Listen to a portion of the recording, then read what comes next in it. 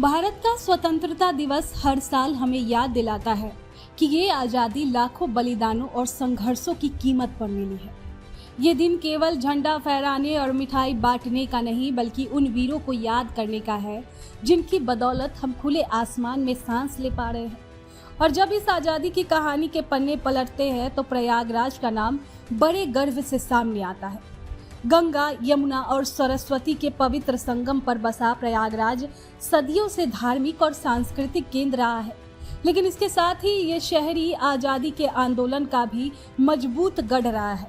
यहाँ की गलियों और चौपालों में वो क्रांतिकारी जज्बा हमेशा से मौजूद रहा जिसने अंग्रेजी हुकूमत की नींव हिला दी। 1857 का प्रथम स्वतंत्रता संग्राम पूरे देश में आज़ादी की पहली चिंगारी लेकर आया। प्रयागराज भी इससे अछूता नहीं रहा। विद्रोह की आग यहाँ तक पहुंची और कई स्थानों पर अंग्रेजी शासन के खिलाफ बगावत के स्वर गूंजे। इस शहर के लोगों ने साबित कर दिया कि वे किसी भी कीमत पर गुलामी स्वीकार नहीं करने वाले हैं। 20वीं सदी आते आते प्रयागराज स्वतंत्रता आंदोलन का बौद्धिक और राजनीतिक केंद्र बन चुका था। यहाँ स्थिर आनंद भवन, पंडित मोतीलाल नेहरू और पंडित जवाहरलाल नेहरू का निवास स्वतंत्रता संघर्ष की योजनाओं का मुख्य ठिकाना था। यही वो जगह थी जहाँ भारत के भविष्य की राजनीतिक रूपरेखा तैयार होती थी। प्रयागराज ने देश को पहला प्रधानमंत्री दिया। जवाहरलाल नेहरू यहीं पढ़े पले और यहीं से उन्होंने राष्ट्रीय राजनीति की राह पकड़ी। उनकी सोच, उनके भाषण और उनका दृष्टिकोण इस शहर के प्रगतिशील माहौल का ही परिणाम था। नेहरू परिवार का नाम प्रयागराज की पहचान में हमेशा दर्ज रहेगा। इलाहाबाद विश्वविद्यालय उस दौर में राष्ट्रीय चेतना का गढ़ था। यही के चंद्रशेखर आजाद ने देश के लिए अपने प्राण न्यौछावर कर दिए। 27 फरवरी 1931 को अल्फ्रेड पार्क उनमें उन्होंने अंग्रेजों के सामने आत्मसमर्पण करने की बजाय गोली खाकर शहादत को चुना। ये घटना आज भी शहर के गौरव की निशानी है। 1930 में प्रयागराज में हुए कांग्रेस अधिवेशन में ऐतिहासिक निर्णय लिया गया।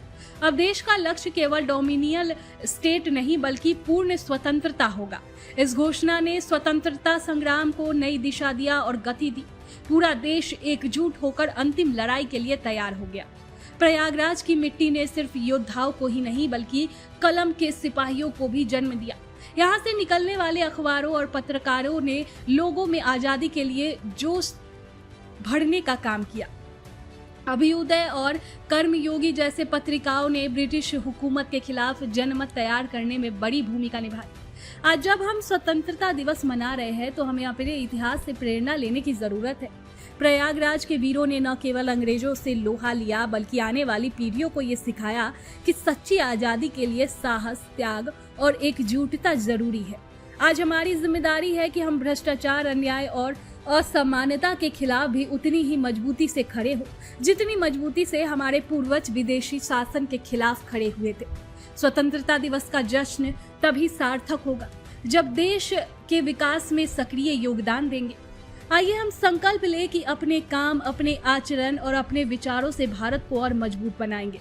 प्रयागराज की धरती हमें हमेशा ये याद दिलाती रहेगी कि आज़ादी की कीमत बहुत बड़ी है और इसे बनाए रखना हमारी सबसे बड़ी जिम्मेदारी है।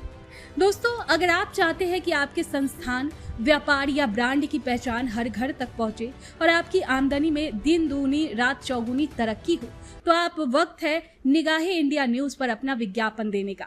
हमसे संपर्क करें। हमारे आधिकारिक ईमेल ID @nigahe-indianews@gmail.com, क्योंकि निगाहे इंडिया न्यूज है प्रयागराज का पहला और सबसे भरोसेमंद स्थानीय न्यूज चैनल जो सिर्फ और सिर्फ आपकी आवाज को बुलंद करता है।